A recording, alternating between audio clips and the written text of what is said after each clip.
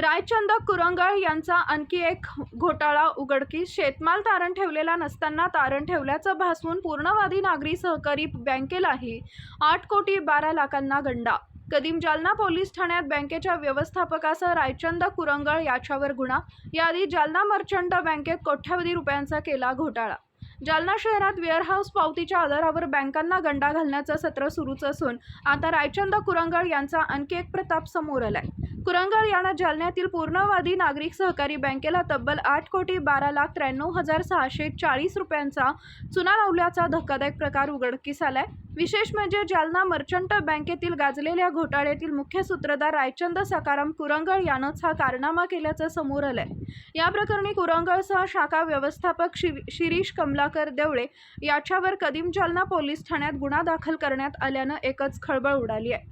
याआधी रायचंद सखाराम कुरंगळ यानं जालना मर्चंट बँकेत कोट्यवधी रुपयांचा घोटाळा केला. या प्रकरणी तो पोलिसांच्या ताब्यात आहे. पूर्णवादी बँकेची शेतकरी व्यापाऱ्यांसाठी वेअरहाऊस पावतीवर कर्ज देण्याची योजना होती. यासाठी पंचमुखी वेअरहाऊसचे मालक रायचंद कुरंगळ याच्याशी करार केला. तारण मालाची जबाबदारी कुरंगळ याची होती.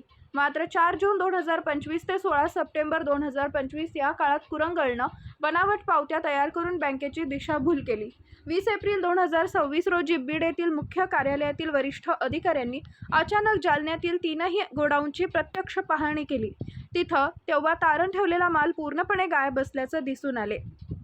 याबाबत आरोपींनी कोणतीही समाधानकारक उत्तरं दिली नाहीत. यावरून या घोटाळा उघडकीस आलाय. फिर्यादी राजेश मधुकर कुलकर्णी, मुख्य कार्यकारी अधिकारी, पूर्णवादी नागरी सहकारी बँक बीड यांनी तक्रार दिलेली आहे की वेअरहाऊस मध्ये माल असल्याचं बनावट पावती देऊन वेअरहाऊसचे मालक आणि शाखा व्यवस्थापक यांनी संगनमत करून एकूण 23 कर्ज खाते तयार केलेले आहेत 17 लोकांच्या नावाने.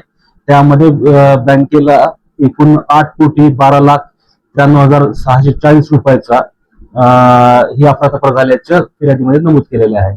सध्या यातील एक आरोपी पंचमुखी वेअरहाऊसचा रायचंद सखाराम कुरंगळ हे दुसऱ्या गुन्ह्यामध्ये ताब्यात आहेत. पण सदर गुन्ह्याचा तपासामध्ये त्या गुन्ह्याचा तपास संपल्यावर ह्या गुन्ह्यामध्ये त्यांना वर्ग करून घेतले जाईल.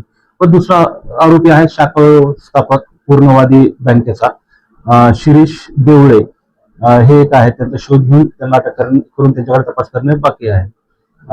सदर गुन्ह्यामध्ये इतर कोणी त्यांना मदत केलेली आहे किंवा कोणाकोणा सहभाग आहे त्यामध्ये बॉडी असेल किंवा इतर कोणी लोक असतील त्यांचाही तपास करून त्यांच्या विरुद्ध कायदेशीर कारवाई करण्यात येईल. पालक संचालक यांचा इन्व्हॉल्वमेंट असली तर त्यांच्यावर कारवाई केली जाईल.